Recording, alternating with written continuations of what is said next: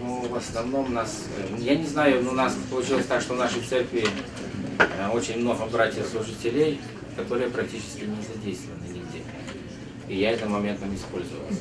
Понимаете? То есть, ну, представьте, церковь большая, 600 у нас с лишним где-то членов приблизно, а служителей много, и они не могут каждое воскресенье где-то проповедовать, и не всегда. И я вот этим моментом использовался. То есть, если у вас такая возможность есть, вы это можете использовать.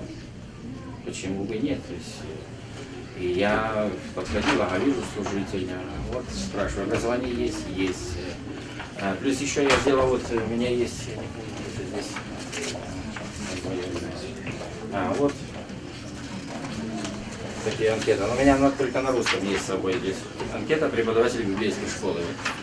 Мы такую сделали. И тут еще и вопросы есть. Мы даем им заполнять.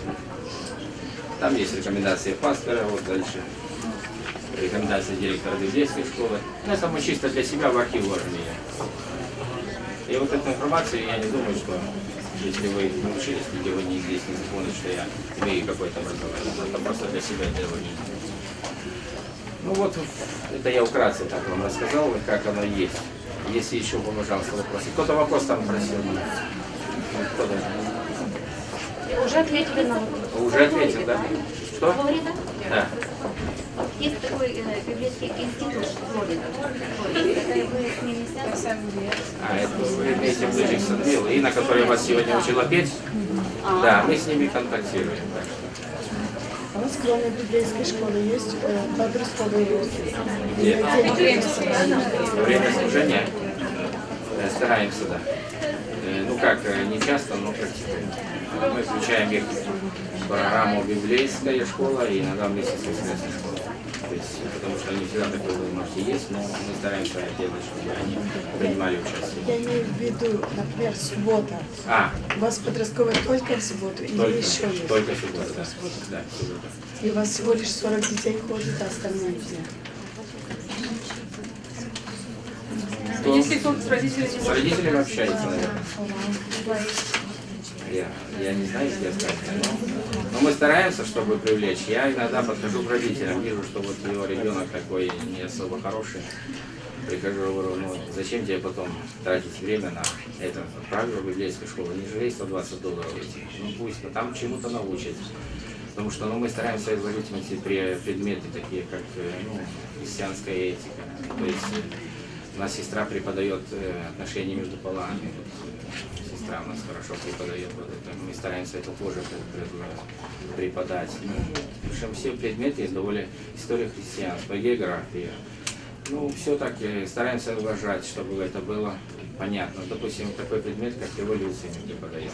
То есть у нас очень хороший преподаватель, если он заканчивал в Канаде библейский колледж. Молодой брат, он не служитель, но он образование имеет, но он очень доступно говорит, преподает сильно.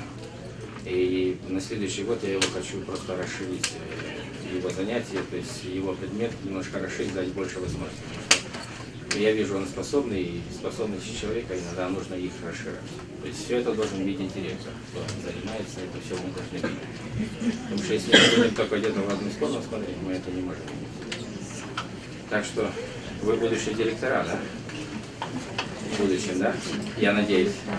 И я вам скажу, что на сегодняшний день это самое распространенное движение работы с подростками, потому что было время, когда его сильно пустили. И оно самое больное место в церкви. Самое такое. Ну вот, вкратце я вам так и рассказал.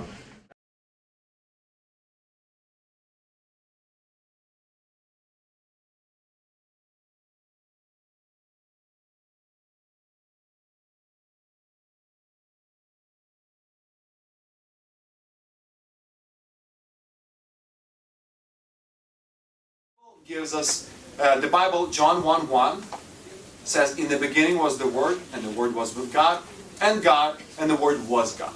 So Bible tells us that there is God. Psalm 14:1. Psalm 14:1, it says, the fool said in his heart, there is no God. But there's going to be a lot of fools like that. They will tell you this. There is no God. And a lot of children as well. So what if they actually belong to that category? And they don't want to base their reason on the Bible, you know? Why do we do that? Can we still help them somehow? And remember, our task is to plant the seed. Just to tell them, listen, look around and you will see it. I'm going to give you these. So, number 2, by the way, number 2 is still called a religious argument or ontological argument. Just religious. Write down religious argument. Don't use the big words. Basically, it's usually a philosophical argument that says that believing in God is logical. It makes sense. Everything else doesn't make sense. You know, when you think, when you're as a Christian and people will say, I don't believe in God, you will say, you're a fool. I mean, that doesn't make sense. I mean, believing in God is the most logical thing, and there's a lot of philosophical arguments for that, but I'm actually not going to spend my time on it. Now, this is something that, if you want to write the scripture, it's Ecclesiastes 3:11.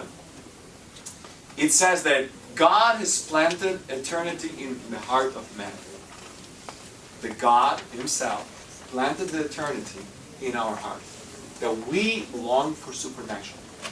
You go to the tribes in Africa, they worship God. What God, they don't know, but they worship God. You go to tribes in Amazon, they worship God. Everybody worships God. Everybody.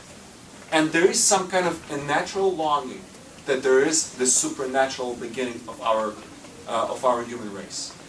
So there, again, this is called ontological argument or religious argument, that within us we have that evidence. But again, this is number 2. You can now these are beginning more scientific. Okay. Number 3 called the first cause argument for God's existence, or also it's called first cause. First cause. It's also called sometimes cosmological argument. Again, this is the big word. You don't have to remember it. But first cause argument. Basically, it goes like this. First one, the universe has a beginning. Okay? We all agree. By the way, this has not always been the case. Because if you go to Greek philosophers like Aristotle, you learned that, right, in school. He believed that universe never had a beginning. It always existed. It's eternal. But the scientists, actually it's been over the last 50 years, have discovered that the universe has a beginning. There is a beginning. And the evidence for that is first and second law of thermodynamics. Первый и второй закон термодинамики. First and second law of thermodynamics says the following. First says that there is a constant mass of energy in the universe. Second says that the energy that is usable degrades over the time. So think about this. You have a car, you have a fuel, you have a tank in a car. It has so much gas. That's the energy that exists in the universe. That car can drive for so long, and then it will stop to exist. The same thing with the universe. If it always existed, the amount of usable energy would have basically depleted to zero. We wouldn't have a universe here. Because there is a constant amount of energy that dissipates over the years. The fact that we still exist means that there is a universe. It's simply first and second law of thermodynamics. And so every single scientist knows this right now. So we don't have to defend that point. Everybody, when you say the universe has the beginning, they say that it was a big bang. Basically, there was a little mass of energy called quantum vacuum, and I'll talk about that in a little bit. It exploded and everything began. But they still believe that there was this beginning. Now, so we have the universe at the beginning. That's the beginning of the argument. Number 2, everything that has a beginning must have been caused by something else. Okay? Everything that has the beginning must have a cause. Number 2. So this is number 2 in the argument. So the argument begins with first, universe has the beginning. Then you say everything that has a beginning must have a cause. You cannot just begin with nothing. Okay? So scientists say that this is Big Bang was the cause for the universe. That it was basically a small mass of energy in a tiny bit of dot. And it exploded and it began the universe. The problem is, everything that has a beginning must have a cause. So who caused that mass of energy? Where did it come from? Okay, where did it come from? Okay, I believe, okay, even if I take your theory that Big Bang really caused the universe, what caused that massive energy? Where did energy come from? So you are back to point zero. You still do not explain, and that's why a lot of scientists will say, we don't know. We don't know. As Christians, we have an explanation that actually doesn't have, that cannot be refuted. And that's God is the beginning of everything. Now, so basically, everything has the beginning. The universe has the beginning. Everything that has a beginning should have cause. That cause, the only possible cause is God. Now, you will say, who created God? Right? If everything that has the beginning should have... Well, here's the thing. God doesn't have a beginning. That's the way that we believe in God. In fact, we believe that God created time. Okay? That's the concept that is not in God's perspective. You know, God exists outside the time. He created time just as He created three-dimensional space. I mean, when we think about God, do we think what's His weight? How high is He? Do you think about that? No, right? I mean, that's ridiculous. And the same thing with time. You don't say, how old is God? Right? Because He's infinite. He always existed. God existed outside the system, our universe. He started the time, and He started everything else. So God doesn't need to have a cause. Because He doesn't have a beginning. So you don't have to explain why God, so that's basically the end.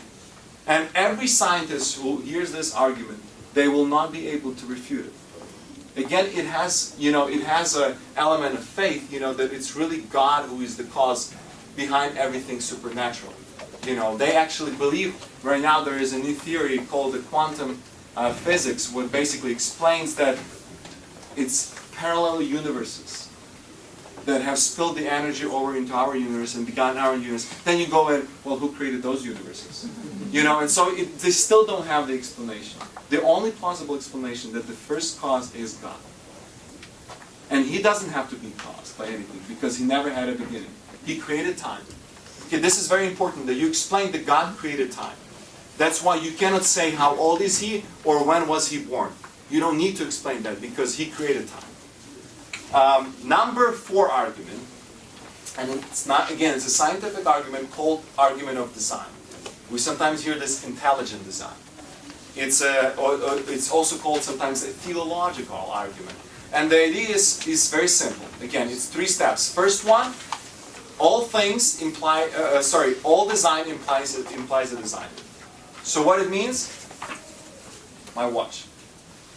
If I were to tell you that this watch has been caused by chance, what would you tell me? You should go to psychiatric hospital, or they should do some tests on you. I'll say, I just threw some dust in the air and they all came together and gave me this watch. You'll say I'm crazy. Why? Because it has a design. You look in it and it has so many details. It's built in a way. And so right away, your conclusion is very right one. Somebody has created this watch. There is a design, therefore there has to be a designer who made this watch. Does that make sense? Okay, well, let's look at the universe. Let's look at the universe. In the universe is billions, billions, billions, billions, and if I were just staying here and saying billions, I would be staying for the next couple hours. Time's more complicated than this. The cosmological constant, and this is the term, scientific term. Cosmological constant is tuned to 120th degree. What it means that, for example, law of gravity. What's the measurement of law of gravity? Do you know the constant for the law of gravity? 9.8. Now, if you were to change that with just a tiny bit, we would all fly into the space. Because there would not be enough gravity for us to hold on the Earth. If you were to change that by one way, the other way, we would just basically fall to the ground. And it's tuned specifically so that we could walk, that our body could function normally. Okay? This is only one constant. There are hundreds of physical constants like these, and they're all tuned just precisely. Who did that? Who did that? Who tuned the universe? Who made this watch? Somebody, a designer. And so basically that's the argument from design. There is a great design in the universe, and therefore there must be a designer. We call him God. The great designer is God. So that's basically the argument from design. We have a first cause argument, we have design argument from design, that's 4. Number 5 is also a very valid argument. It's called a moral argument, or sometimes called information argument. Okay, that's another title for it. So the moral argument says the following. There are objective moral values, and therefore God exists. What I mean by that? There are objective moral values. I mean that we have conscience. We can say this is good and this is evil. How do you know that this is good and this is evil? We know that killing people is evil. We know that. You don't have to teach anybody that. You know that. This is something that is within you. Information has been planted in your heart. It could not be passed from parents. Because how did parents learn that it was good or evil? If it's the parents who taught us, well, who taught our parents? Their parents. Who taught their parents? So basically this is something, is not material, it's something that we learn. We have these moral values that cannot be explained. Information has to be supernatural. And we believe that that's God. Because of the moral values. So again, this is again points out that there is God, there is a Creator. Now, there is a very good book